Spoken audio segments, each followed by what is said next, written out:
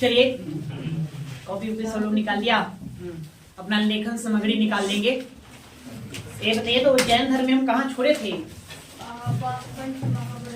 पंच महापर्व, जैन धर्म का सिद्धांत, जैन धर्म का सिद्धांत। आइए अब आगे देखते हैं। देखिए हम थोड़ा जैन संघ के बारे में पढ़ेंगे। इसके बारे में जैन संघ, जैन संघ का कहानी समझो। अब जानते हैं कि महावीर स्वामी को ज्ञान का प्राप्ति हो गया था। तो महावीर स्वामी को ज्ञान की प्राप्ति हुआ तो सबसे पहले अपना कहाँ दिए थे ज्ञान में? पहला उपदेश कहाँ दिए थे? विपुलांचल पहाड़ी राजगीर में। ठीक है, राजगीर में, जब विपुलांचल पहाड़ी के राजगीर में जो बराकर नदी के तट पर स्थित था, वहां पर अपना प्रथम उपदेश देने के बाद ये आगे बढ़े और यह पावापुरी पहुंचेंगे। कहाँ? पावापुरी। पावापुरी जब जाते हैं, यहाँ पावापुरी में 11 ब्राह्मण जो होते हैं, 11 ब्राह्मण बैठ करके यज्ञ कर रहा था। उसी समूह में ये भी पहुंच गए और अपना उपदेश देने लगे। तो आपको ज्ञानी यूं ही तो मान लिया नहीं जाएगा, इसको प्रमाण देना होगा ना। कैसे मान लिया कि तुम ही ज्ञानी हो, आपको ज्ञान की प्राप्ति हो गई है, सर्वश्रेष्ठ आप ही हो, बेहतर आप ही हो, है ना? तो उसके लिए तो भाई कुछ ना कुछ प्रमाण तो देना होगा। और भी अन्य भी लोग विद्वान होते हैं तो क्या करते हैं? वाद विवाद करते हैं। तो जैसे ही महावीर स्वामी पावापुरी पहुंचे तो वहां यज्ञ चल रहा था, यज्ञ में होती दी जा रही थी। 11 मूल ब्राह्मण बताया जाता है कि 11 ब्राह्मण लोग बैठे हुए थे, यज्ञ कर रहे थे। उसी में ये अपना बात रखना शुरू कर दिए, अपने सिद्धांतों की बात करना शुरू कर दिए। तो ही 11 ब्राह्मणों के साथ इनका वाद विवाद होता है। वाद विवाद में ये पावापुरी में गौतम महावीर स्वामी जी उन 11 ब्राह्मणों को संतुष्ट कर दिया, सब खुश हो गया और वो सभी इनके क्या बन गए? अनुयायी बन गए। अनुयायी तो बन गए।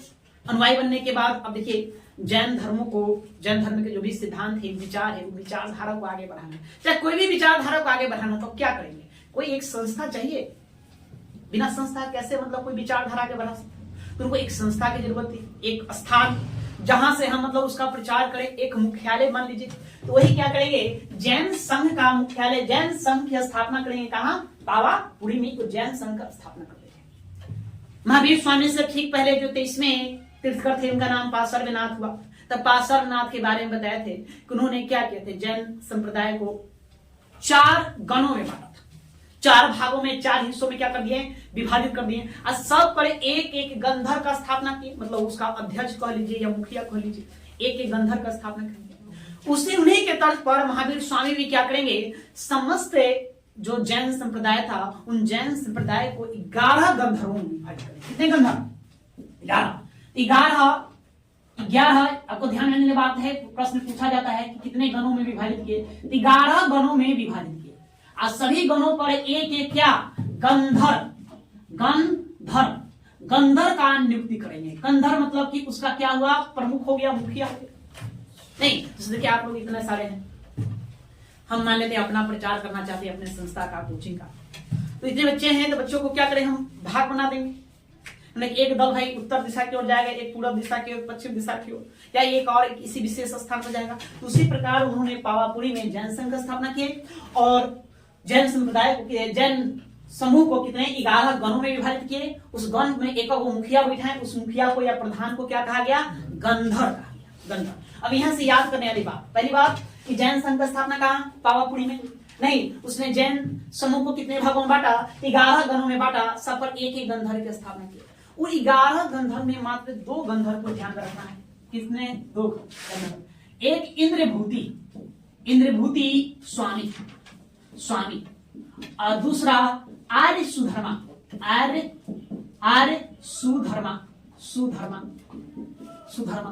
ये इसी इन्हीं का नाम सुधर्मन स्वामी मिलता है। सुधर्मन स्वामी। अब इन दोनों का आपको ध्यान रखना है 11 गंधर्वों में, बाकी को 9 को भुला जाना है। क्यों? कि मात्र यही 1-2 गंधर्व थे जो महावीर स्वामी के जीवन काल तक जीवित रहे। बाकी सब उनके जीवन काल में ही मृत्यु को प्राप्त कर लिया। मतलब नहीं समझे? टोटल 11 थे, तो 11 में से 9 का मृत्यु महावीर स्वामी के जीवन काल में ही हो गया। उन्होंने 9 को मरते हुए देखा। ठीक है, मात्र 2 ही जो बचा, जो महावीर स्वामी के मृत्यु के बाद तक रहे। कौन? मात्र 2। उनमें से एक कौन थे? इंद्रभूति स्वामी थे और दूसरा आर्य सुधर्मा थे, या उन्हीं को सुधर्मन स्वामी कहा जाता है। ऐसे आप लूसेंट पढ़ेंगे तो लूसेंट में लिखा हुआ है है ना, कि महावीर स्वामी के मृत्युपरांत एकमात्र जीवित रहने वाला गंधर्व, उसका नाम आपको आर्य सुधर्मा मिलेगा। वहां पर इंद्रभूति स्वामी का कोई जिक्र नहीं, लेकिन नहीं, इंद्रभूति स्वामी और आर्य सुधर्मा या सुधर्मन स्वामी ये दोनों जीवित रहे। अब फिर महावीर स्वामी निर्माण को प्राप्त कर लेंगे। महावीर स्वामी ये निर्माण को प्राप्त कर लेंगे। इनके निर्माण के बाद प्रश्न आपसे पूछा जाएगा कि जैन संघ का अध्यक्ष कौन बना। जब तक महावीर स्वामी जीवित थे वो जैन संघ का अपने खुद मुखिया थे, प्रमुख थे, तो जैन संघ का प्रमुख कौन बनेंगे, यहाँ बनेंगे इंद्रभूति स्वामी। इंद्रभूति स्वामी पहले आएंगे, इंद्रभूति स्वामी। कुछ पुस्तकों में आपको जिक्र दिया हुआ है कि उसके बाद बनेंगे कौन, आर्य सुधर्मा, लेकिन नहीं, कौन बनेंगे, इंद्रभूति स्वामी। इंद्रभूति स्वामी के बाद आएंगे सुधर्मन स्वामी। सुधर्मन स्वामी के बाद आएंगे जम्बू स्वामी।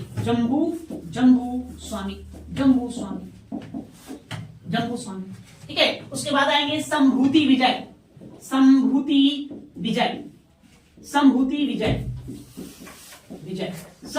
आ जाएंगे। और संभूति विजय के बाद फिर आएंगे भद्रबाहु आ जाएंगे। अब भद्रबाहु के बाद कहा जाता है कि यही पर मतलब ये विभाजित हो गया। फिर यहाँ पर स्थूल भद्र का आपको जिक्र देखने को मिलेगा, स्थूल भद्र। तो इस तरह से मतलब कि ये क्रम चलते रहे। ठीक है, जैन संघ में टोटल 11 गंधर्व थे। 11 गंधर्व में मात्र 2 जिंदा बचे, बाकी 9 का मृत्यु महावीर स्वामी के जीवन काल में हो गया था।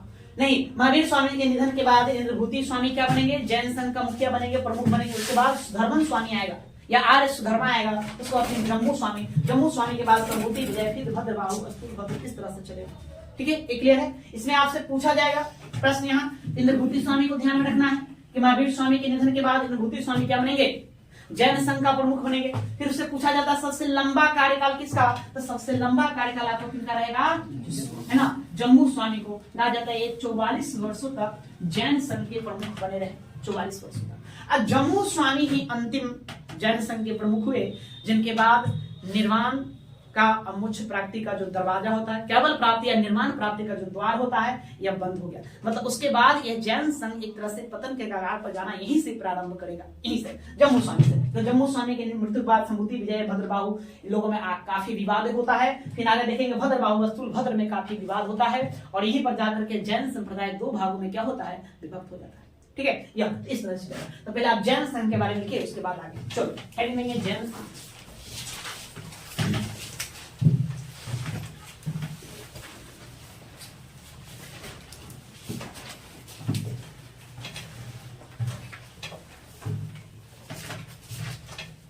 लिखिए,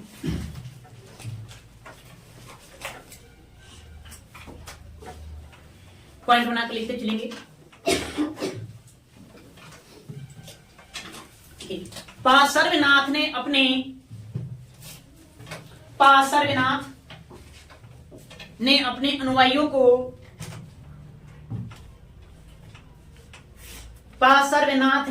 अनुयायियों को अनुयायियों को 4 गणों में विभाजित कर पार्श्वनाथ ने अपने अनुयायियों को 4 गणों में विभाजित कर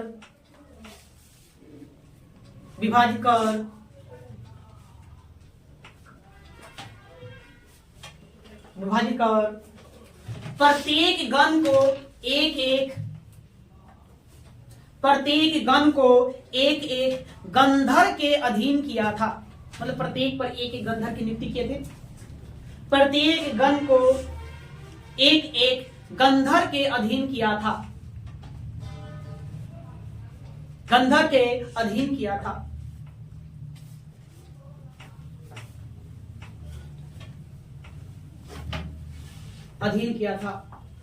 उसी का अनुसरण करते हुए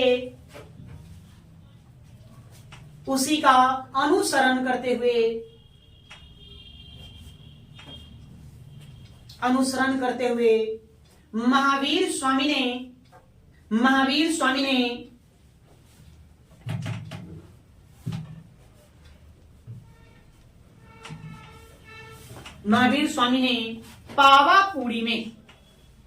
पावापुरी आप लोग देखते हैं कहां है, बिहार कौन सा जिला, नालंदा जिला, वहीं पर जौन मंदिर है, वहीं आपको जौन मंदिर देखने को मिलेगा।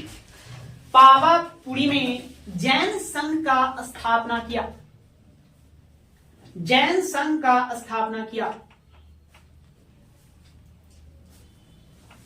स्थापना किया और अपने अनुयायियों को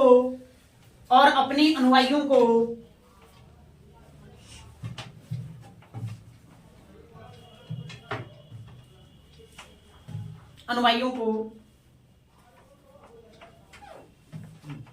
11 गणों के बीच विभाजित किया।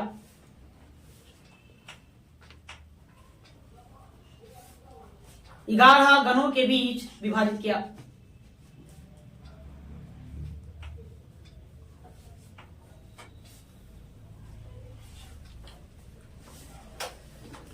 प्रत्येक गण में एक एक गंधर की नियुक्ति की गई।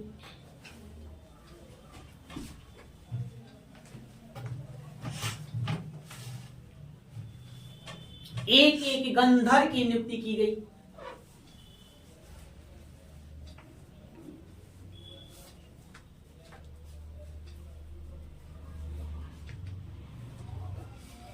नियुक्ति की गई। आगे उन 11 गंधर्वों में से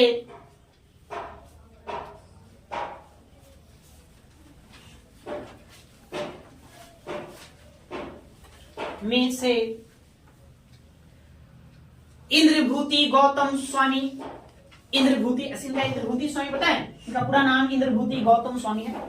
इंद्रभूति गौतम स्वामी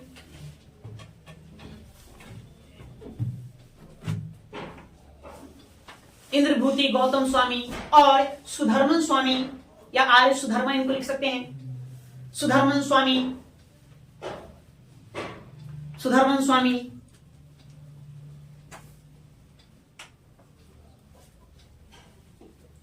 सुधर्मन स्वामी को छोड़कर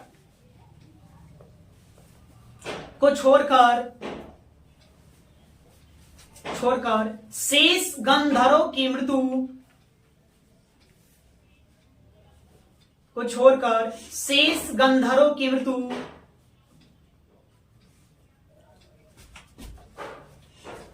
महावीर स्वामी के जीवन काल में ही हो गया।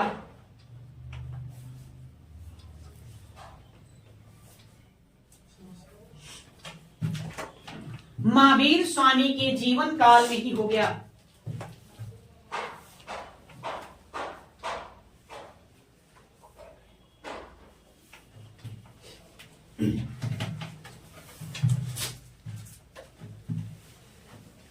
आगे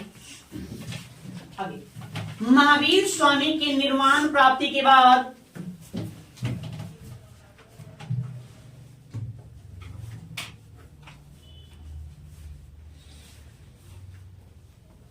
महावीर स्वामी के निर्माण प्राप्ति के बाद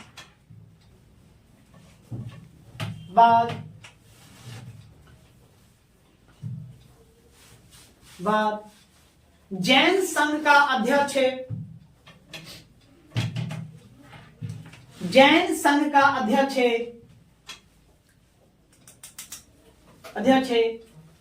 क्रमशः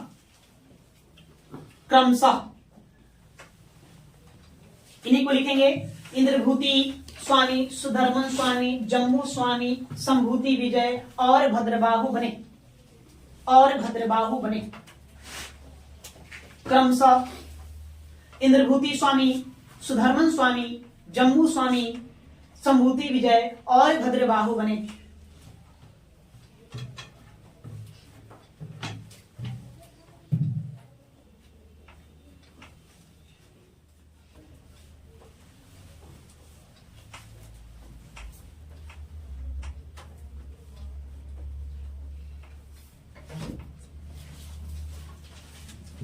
हो गया जी।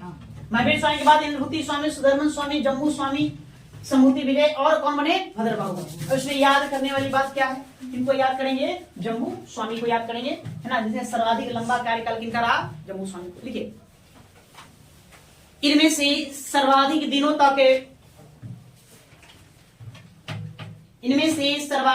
तक या सबसे अधिक दिनों तक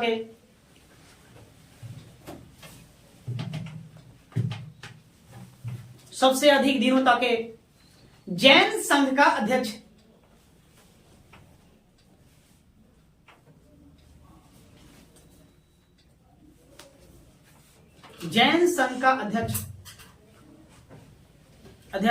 क्वेश्चन लिख दो 44 वर्ष।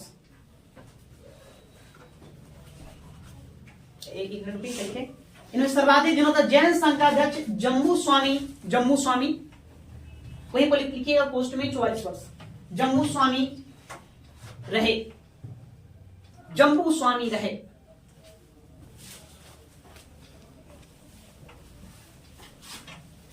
रहे उसे में जोड़ेंगे। माना जाता है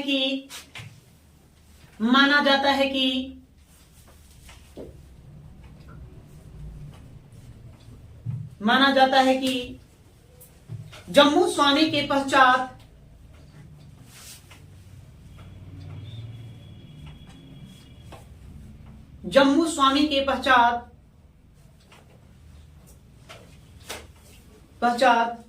केवल ज्ञान एवं निर्वाण का द्वार बंद हो गया।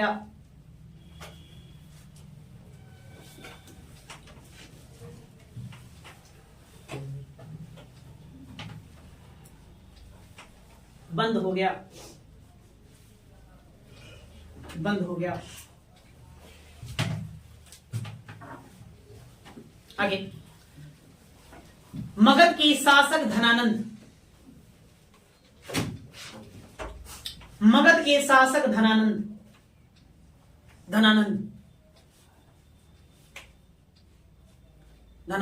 के समय जैन संघ में फूट पड़ी। घनानंद लिखो या धना कोई दिक्कत नहीं है, देखो मगध के शासक धनानंद के समय जैन संघ में फूट पड़ी।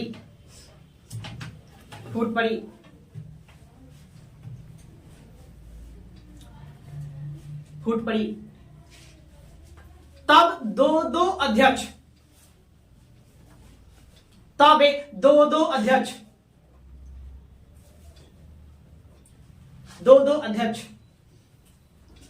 क्वेश्चन लिख दो। संभूति विजय और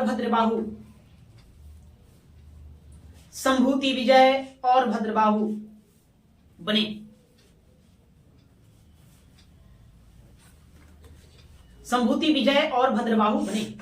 मतलब जब धनानंद राजा था मगध का तो उसी समय जैन संघ में क्या पड़ गया, फूट पड़ गया। नहीं, फूट करने के बाद संभूति विजय भद्रबाहु दोनों लोग क्या करे, अध्यक्ष पद के लिए झगड़ने लगे। इस समय दो अध्यक्ष बनेंगे, यहीं से इसमें फूट देखने को मिला। इसलिए कहा जाता है कि जम्मू स्वामी यहां से केवल ज्ञान और निर्वाण प्राप्ति का जो द्वार था वो बंद हो गया था जैन संप्रदाय में, क्योंकि लोगों को अपने आप पर ही नियंत्रण नहीं रहा। अब यहाँ से आप देख सकते हैं किस लिए लड़ रहे हैं, पद के लिए यहाँ पर झगड़ा शुरू हो गया। तब पद के लिए झगड़ा शुरू मतलब एक तरह से लोभ आ जाना। आप पंच वहां पर तुम्हें कहा गया कि भाई लोभ का त्याग करो, लोभ का त्याग नहीं करोगे तो तुम कभी सत्य नहीं बोल पाओगे। तो लोभ क्रोध का तो त्याग करना ही होगा, लेकिन इन लोगों में लोभ क्रोध आ गया। तो जब आ गया तो फिर क्या हो गया, निर्माण का द्वार बंद हो गया, केवल ज्ञान की प्राप्ति का द्वार क्या हो गया, सदा के लिए बंद हो गया। अब इसमें फूट पड़ेगा।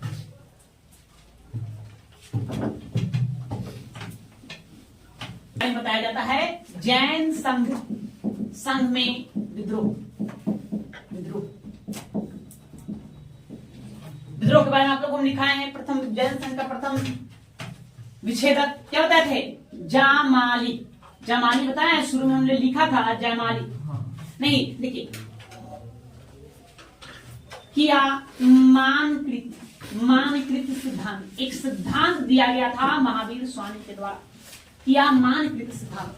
या इसी सिद्धांत को लेकर के जैन संघ में पहला विद्रोह होगा जमाली के द्वारा। पहला विद्रोह जमाली के द्वारा है ना। जमाली को आपको बहुत सारी बातें याद रखना है। जमाली बताए थे कि महावीर स्वामी की पुत्री अनुजा है, उनका नाम प्रियदर्शना भी मिलता है। उनका विवाह किसके साथ हुआ था, जमाली के साथ। जमाली पहला विद्रोही विरोध, जैन धर्म का विरोध करने वाला, जैन सिद्धांत का विरोध करने वाला पहला व्यक्ति कौन? जमाली। जब महावीर स्वामी ज्ञान प्राप्ति करके आए तो सबसे पहले जमाली है ना उसका विरोध करेगा, विरोध में खड़े हो जाएगा, नहीं कैसे मान ले कि आपको ज्ञान की प्राप्ति हुआ। फिर उनको उपदेश दिए तो बात को समझा और उनका शिष्य बन गया। तो पहला शिष्य कौन बनेगा? जमाली। नहीं, जैन संघ का प्रथम विद्रोही वो भी जमाली। महावीर स्वामी एक थ्योरी दिए, सिद्धांत दिए, किया मान कृत सिद्धांत। इनका मानना था, इसमें बताते थे कि किसी भी कार्य का प्रारंभ और समापन एक साथ हो जाता है। इस सिद्धांत के अनुसार महावीर स्वामी कहते थे कि आप मान लिए कोई कार्य को करना तो कार्य संपन्न माना भी जाएगा। अर्थात यदि आप मान लिए कि हमको चोरी करना है, जैसे दिमाग में तुम सोचा चोरी करना है तो तुम चोर साबित हो गए, मतलब तुम चोर कहलाओ, आप चोर हैं। अब इस पर जमाली विद्रोह कर देंगे, उन्होंने कहना ऐसे कैसे होगा? नहीं, कोई भी कार्य जब शुरू होता है तो उसका समापन, उसका जो रिजल्ट समापन के बाद देखना चाहिए। अब देखेंगे उसने चोरी किया कि नहीं किया, अब खाली मान लेने से वो चोर बन जाएगा ऐसा संभव वाली बात नहीं। तो इसी को लेकर के किया मान कृत जो सिद्धांत था, इसी सिद्धांत को लेकर के जमाली क्या करेंगे? विद्रोह कर देंगे महावीर स्वामी साहब। इसलिए प्रथम विद्रोही पूछे थे कौन? जमाली, है ना। और उसने बहुतरवाद का सिद्धांत दिया। बहुतरवाद सिद्धांत को देगा कौन? देगा जमाली देगा बहुतरवाद सिद्धांत ना। उसी का जस उलट किया मान कृत के जस उलट कौन सा? बहुतरवाद का सिद्धांत दे। ये दोनों बातें याद करने वाली बात है। ये प्रश्न पूछा था एग्जाम में कि बहुतरवाद सिद्धांत किसने दिया? तो कौन देगा? जमाली देगा। पसंद है? तो पहला बार विद्रोह हुआ। जैन संघ में महिलाएं भी शामिल थी, आपको बताया था। जैन संघ की पहली महिला भिक्षुणी कौन थी? शुरू में हमने लिखा था, थोड़ा सा आप उसको जाकर उलट के देखिए तो शायद हमको लग रहा है कि कुछ मिस्टेक हो गया है। शुरू में ये तो पहली शिष्या देखिए, पहली शिष्या, पहली जैन भिक्षुणी। चंदना होती है, पहली शिष्या बताया थे ना? चंपा गलत है ना, चंपा नहीं होगी, वो चंदना है। थोड़ा सा उसमें सुधार कर लेंगे तो ना, चंपा के राजा दधिवाहन, चंपा के राजा या शासक, थोड़ा सा मिस्टेक हो गया है, दधिवाहन, दधिवाहन, वाहन की पुत्री, वाहन की पुत्री थी। अब यही पहली शिष्या हुई, अब पहली जैन भिक्षुणी। अब थोड़ा सुधार लेंगे, गलती हो थोड़ा सा मिस्टेक हो जाता है कभी कभी, तो उसको सुधार लिया करेंगे, गलत नहीं पढ़ेंगे, ठीक है। या तो चंपा कोई नहीं थी, वो हमने चंदना को ही चंपा बता दिया था। पसंद क्या है? चंदना ध्यान में रखेंगे, चंपा नहीं, चंपा नहीं। कौन? चंदना। चलिए फिर से देखो, चलो पहले ये लिख लो, जैन संघ में विद्रोह, ठीक है। तो लिखेंगे जैन सिद्धांत का, जैन सिद्धांत का सर्वप्रथम विरोध है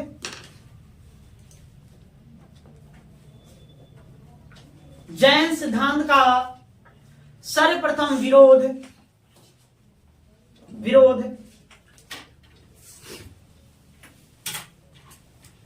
विरोध महावीर स्वामी के दामाद जमाली,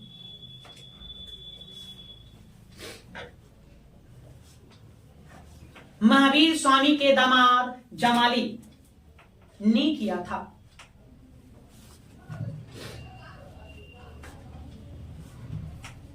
जमाली ने किया था, जमाली ने किया था, जो बाद में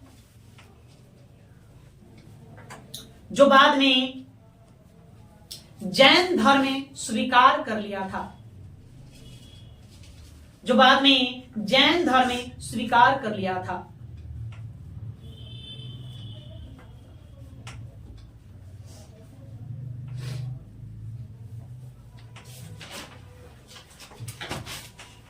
स्वीकार कर लिया था, परंतु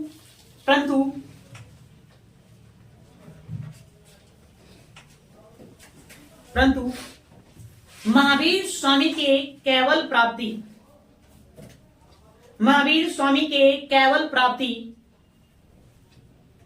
प्राप्ति के ब्राह्मे वर्ष किया मानकृत सिद्धांत, किया मानकृत सिद्धांत,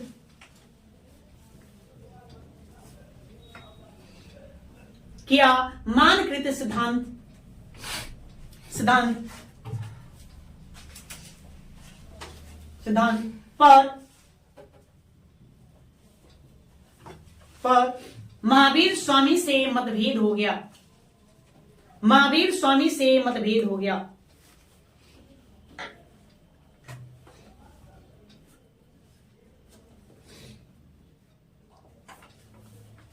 महावीर स्वामी से मतभेद हो गया।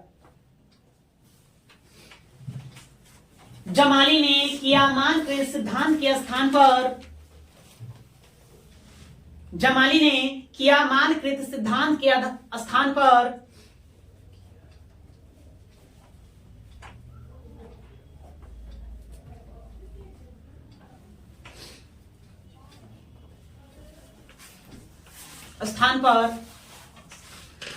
बहुतरवाद का सिद्धांत दिया, बहुतरवाद का सिद्धांत दिया।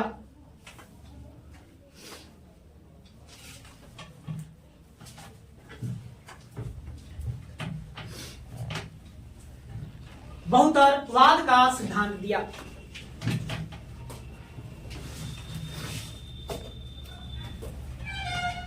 इस प्रकार से जैन संघ में प्रथम विद्रोह,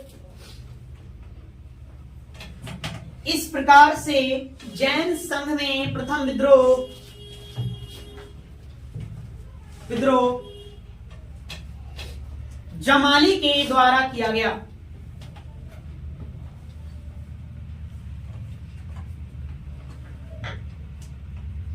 जमाली के द्वारा किया गया।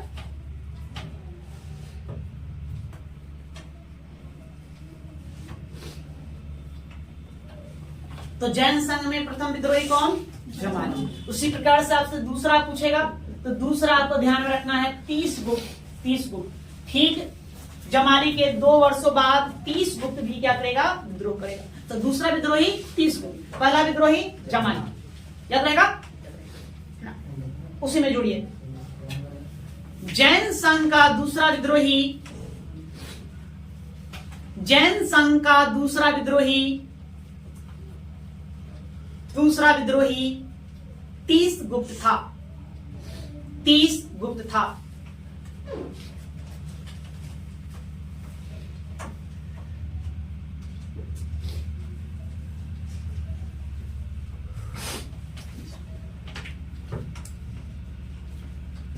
ठीक है, क्लियर है? तो जैन संघ में महिला की एंट्री थी कि नहीं? ठीक, जैन संघ में महिला की एंट्री। महावीर स्वामी से पहले जो शिष्या बनी कौन? चंदना। और यही चंदना जैन संघ में जो महिला संघ थी, उसी महिला संघ की कौन क्या प्रमुख हुआ है ना। तो जैन संघ में महिला जो संघ थी, महिला संघ की प्रमुख कौन? चंदना। ओके, तो एक लाइन इनके ऊपर भी लिखो आगे। जैन संघ में महिलाओं, जैन संघ में महिलाओं का भी प्रवेश हुआ था।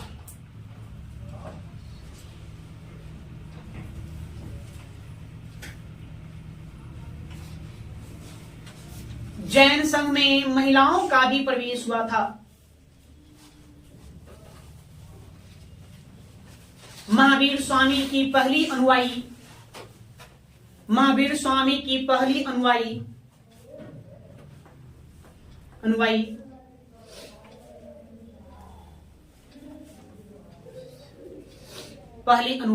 चंदना थी, चंदना थी। और यही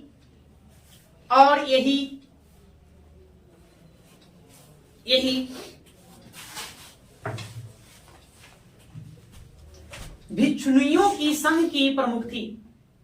जो महिला संघ था उसका भिक्षुणियों की संघ की प्रमुख थी। सोच रहा है कैसे भिक्षुणियों लिखे, नहीं,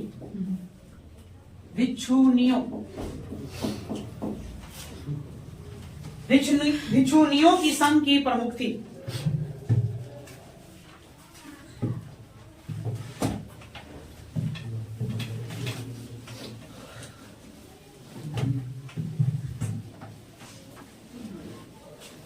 तो जैन संघ, तो जैन संघ से इतनी बातें आपको ध्यान में रखना है।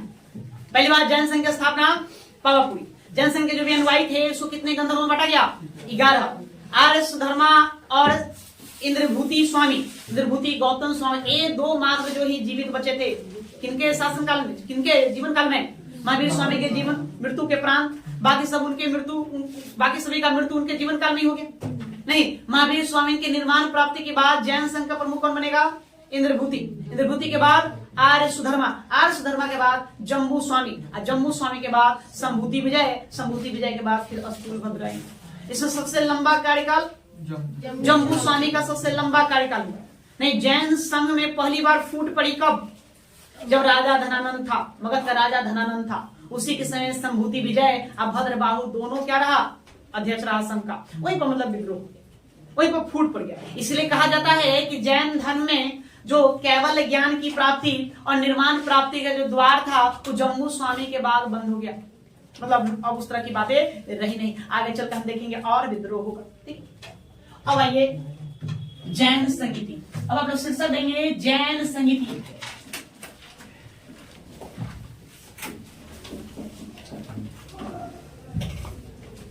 जैन संगीति।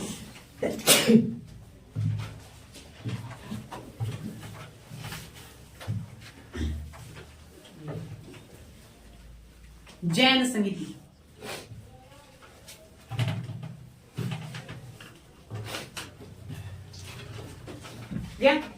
देखिए, जैन संगीति करने मतलब क्या? संगीति करने मतलब यहाँ सम्मेलन से समझेंगे। सम्मेलन, सम्मेलन या इसको कहते हैं बैठक, बैठक, आयोजन, आयोजन, या उसी को हम क्या कहते हैं? संगीति कहते हैं। संगीति शब्द का प्रयोग किया जाता है। तो जैन धर्म में 2 जैन संगीतियां हुआ। कितने हुआ? 2। एक होगा 300 ईसा पूर्व के आसपास, कोई सटीक जानकारी देता नहीं है, नहीं, 300 ईसा पूर्व के आसपास ये पहला हुआ था। फर्स्ट 300 ईसा पूर्व के आसपास, जब चंद्रगुप्त मौर्य सम्राट था, मगध का राजा था। कहाँ होगा? ये होगा पाटलिपुत्रा में, पाटलिपुत्रा में होगा, पाटलिपुत्रा में होगा। इसकी अध्यक्षता स्थूलभद्र करेगा। कौन करेगा? स्थूलभद्र करेगा। ठीक है, या और इसी में क्या हुआ? जैन संप्रदाय जो था, जैन धर्म था, धर्म में 2 संप्रदाय में बढ़ गया। एक बनेगा श्वेतांबर और दूसरा बनेगा दिगंबर बनेगा, दिगंबर। अब क्या हुआ से कहानी देखिए। परिशिष्ट परमन एक पुस्तक है, उस पुस्तक को पढ़ेंगे, उससे ज्ञात होता है कि मगध जो राज्य था, मगध का राजा अभी यहाँ चंद्रगुप्त मौर्य है। चंद्रगुप्त मौर्य के समय 12 वर्षों का भयंकर अकाल पड़ा था। 12 वर्षों का कि पाटलिपुत्र की जनता त्राहिमाम करने लगी। भयंकर सूखा अकाल उस पुस्तक में साफ साफ जिक्र है। भयंकर अकाल का सामना चंद्रगुप्त मौर्य को करना पड़ा। चंद्रगुप्त मौर्य एक अच्छे राजा हुए, शासक हुए। अपनी प्रजा की जो दुर्दशा देखकर उनसे रहा नहीं गया। उन्होंने अपना राजपाट अपने पुत्र बिंदुसार को सौंप दिया और इस राज्य को छोड़ करके दक्षिण चले गए। दक्षिण सरमन बेलगोला। कहां चले गए?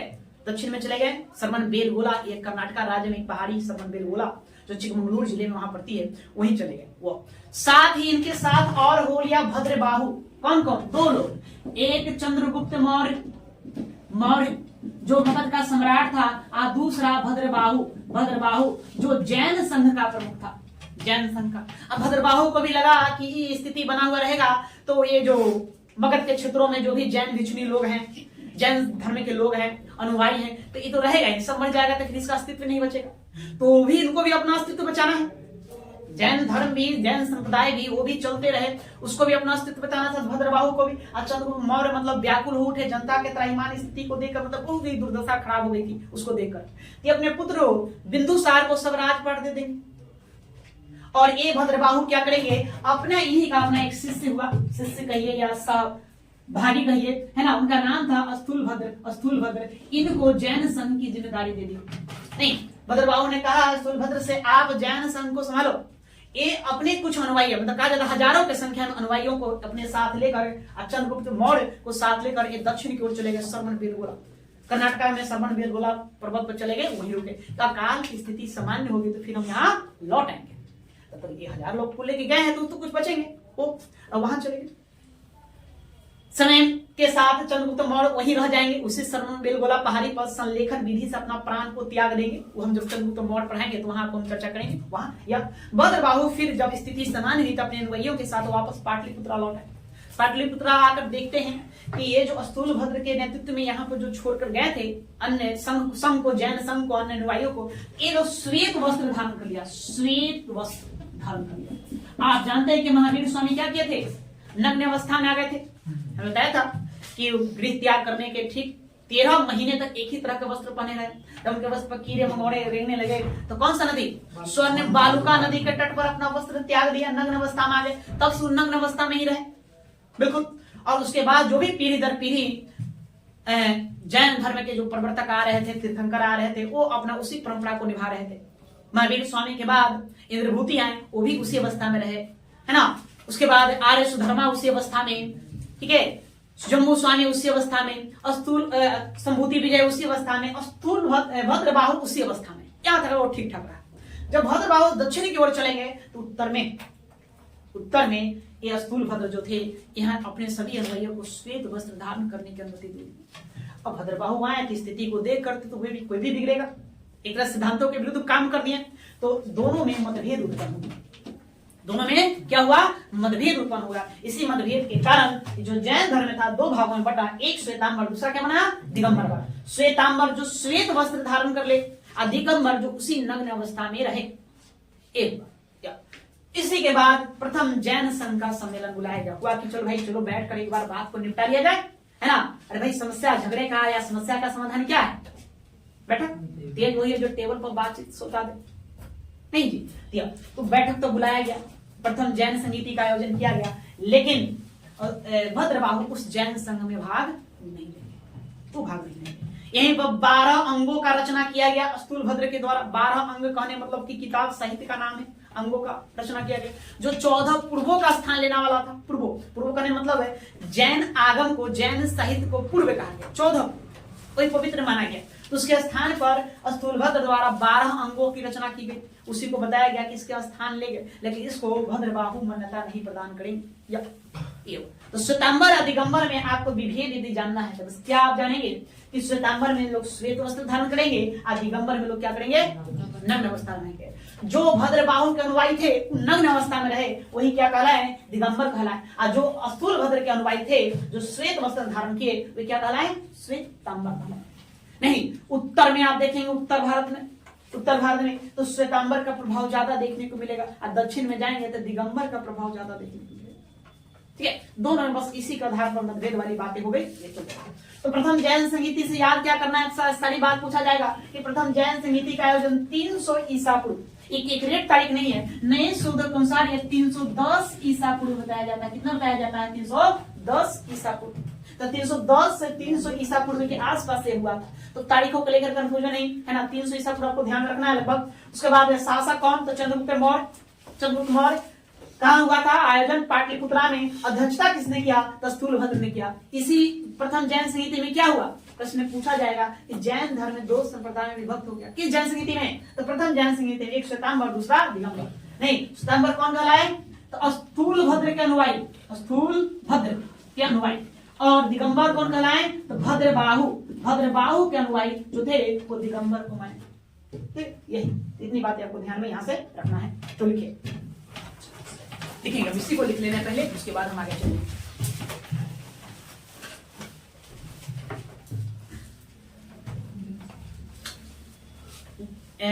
हाँ, जैन संहिता हेडिंग दे दिए हैं। देखो, प्रथम जैन संहिता,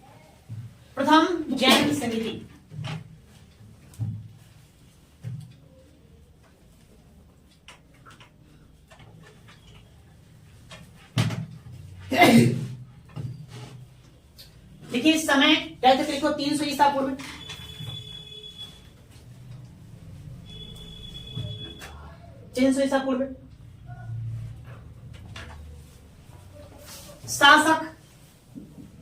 शासक चंद्रगुप्त मौर्य। स्थान लिख लेंगे, स्थान पाटलिपुत्रा।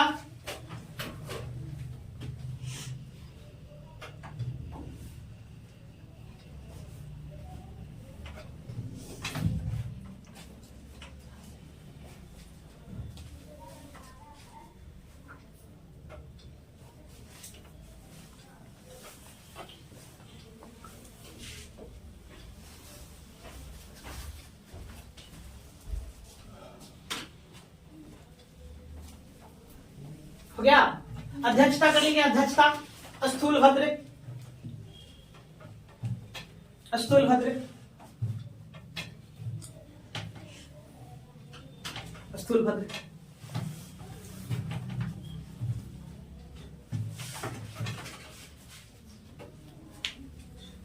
ठीक है, अब नीचे से पॉइंट बना के लिखेंगे, बोल रहे हैं उसको आप लिखिए।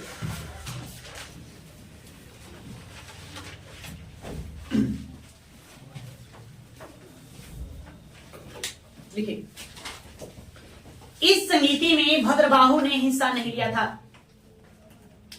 इस संगीति में भद्रबाहु ने हिस्सा नहीं लिया था।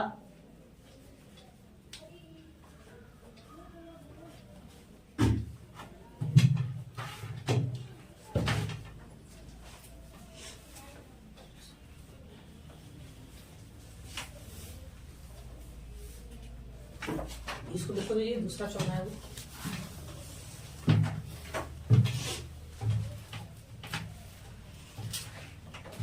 इस समिति में भद्रबाहु ने हिस्सा नहीं लिया था।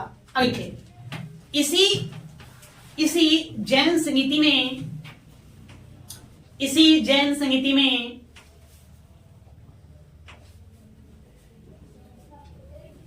जैन संगीति में जैन धर्म दो भागों में विभक्त हो गया।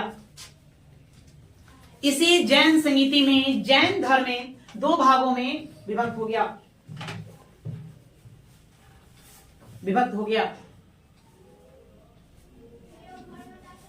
डैश देकर लिख देंगे श्वेतांबर और दिगंबर, श्वेतांबर संप्रदाय और दिगंबर संप्रदाय, श्वेतांबर संप्रदाय और दिगंबर संप्रदाय।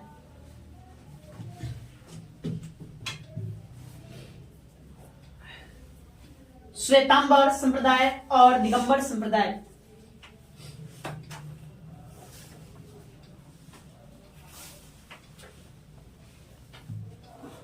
संप्रदाय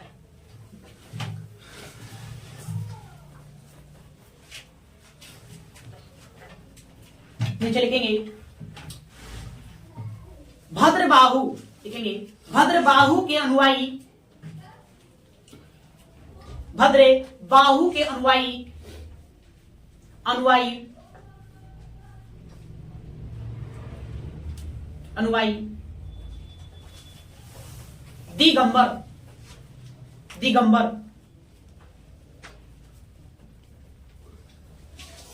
दिगंबर और स्थूल भद्र के अनुयायी, और स्थूल भद्र के अनुयायी, और स्थूल भद्र के अनुयायी श्वेतांबर, श्वेतांबर। वही कोष्ठ में लिख दो श्वेत वस्त्र धारण करने वाला। श्वेतांबर मतलब कौन? श्वेत वस्त्र धारण करने वाला।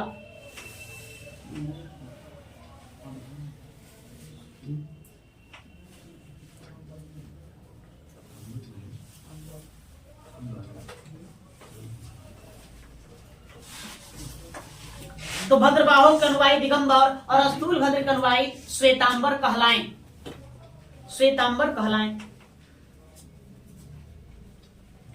श्वेतांबर कहलाएं। एक पंक्ति और जुड़ेंगे, लिखिए इसी दौरान स्थूलभद्र के नेतृत्व में, इसी दौरान स्थूलभद्र के नेतृत्व में, स्थूलभद्र के नेतृत्व में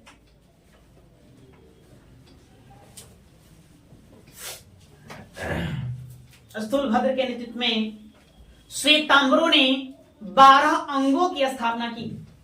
12 अंग, ये पुस्तक है, साहित्य है, हम इसके बारे में हम चर्चा करेंगे, हम पढ़ेंगे। इसके बाद जैन साहित्य, उसमें हम सारे बात बताएंगे। 12 अंगों की स्थापना की।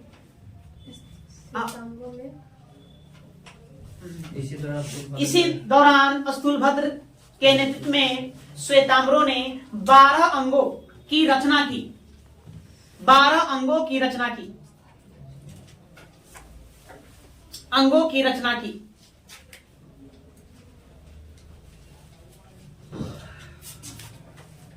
ये अंग अर्धमागधी भाषा में लिखे गए, ये अंग अर्धमागधी भाषा में लिखे गए।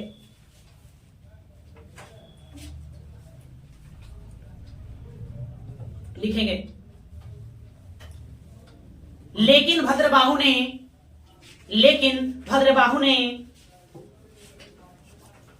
भद्रबाहु ने इसे मान्यता नहीं दिया, इसे मान्यता नहीं दिया।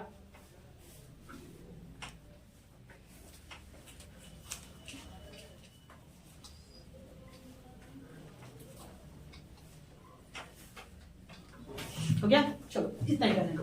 अब देखिए द्वितीय जैन संहिता, द्वितीय जैन संहिता।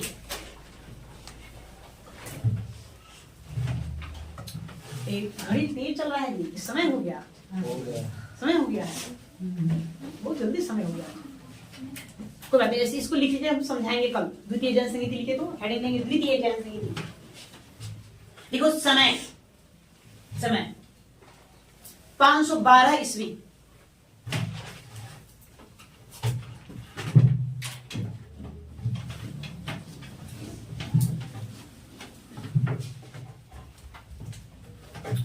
जो सेकंड है जैन संहिता, उसमें आप लिखेंगे समय कब हुआ, आपसे समय पूछेगा तो 512 ईस्वी।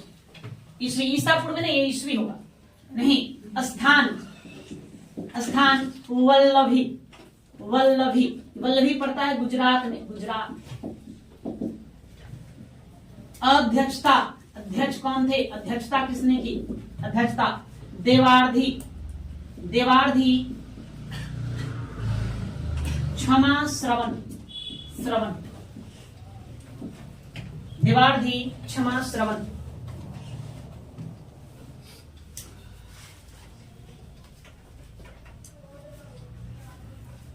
वल्लभी गुजरात।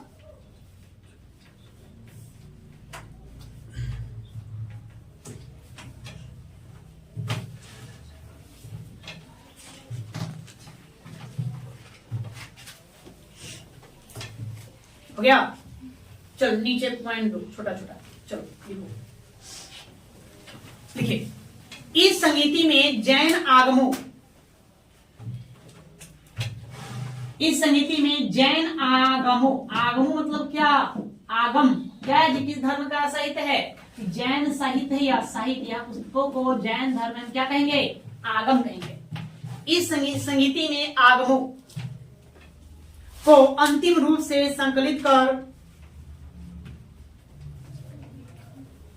इस संहिता में जैन आगमों, जैन आगमों को अंतिम रूप से संकलित कर लिपिबद्ध किया गया था।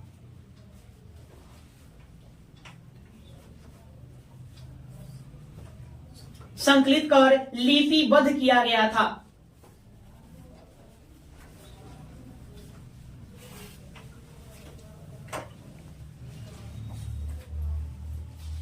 लिपिबद्ध किया गया था। आगे आगे लिखिए। महावीर स्वामी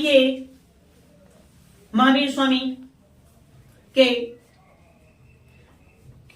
निर्वाण के 840 वर्षों के पश्चात, महावीर स्वामी के निर्वाण के 840 वर्षों के पश्चात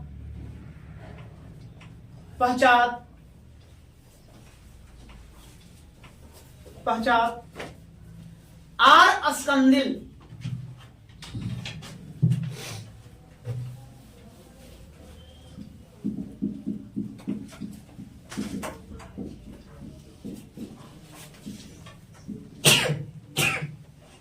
आर स्कंदिल व्यक्ति का नाम है, आप लिखिए, इस पर हम विस्तार कल करेंगे, पहले आज लिख लेंगे। आर स्कंदिल, स्कंदिल की अध्यक्षता में मथुरा में,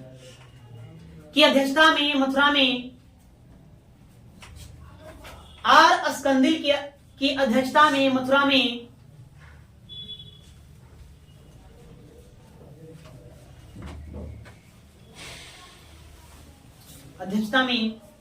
और नागार्जुन सूरी की अध्यक्षता में, और नागार्जुन सूरी, नागार्जुन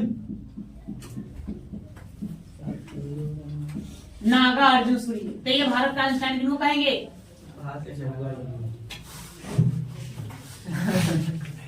क्या बोलते हैं, वाल्थ आइंस्टाइन नागार्जुन को कहते हैं। एक वो नागार्जुन नहीं है, कोई और है नहीं। नागार्जुन की अध्यक्षता में वल्लभी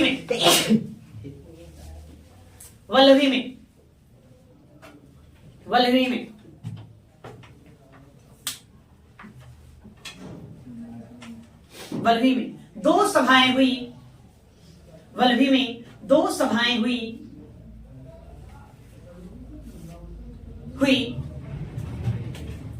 जिनमें जैन धर्म ग्रंथों का संकलन किया गया।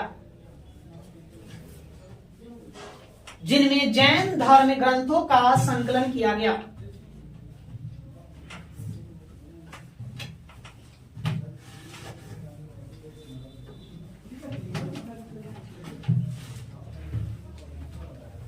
संकलन किया गया। किंतु एक साथ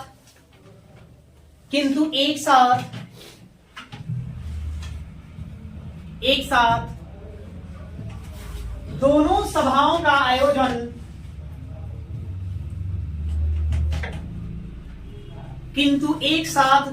सभाओं का आयोजन न होने के कारण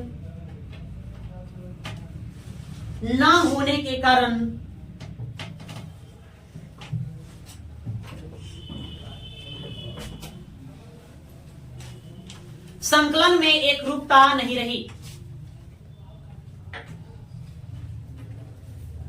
संकलन में एकरूपता नहीं रही।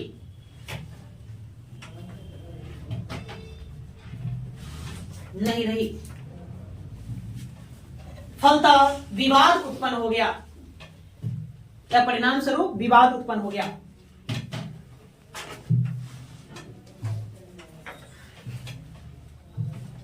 फलतः विवाद उत्पन्न हो गया। इसी विवाद को दूर करने के लिए इसी विवाद को दूर करने के लिए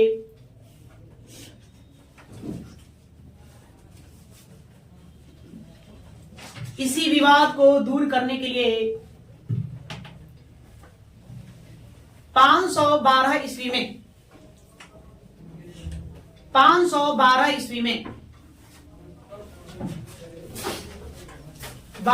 में द्वितीय जैन संगीति का आयोजन हुआ।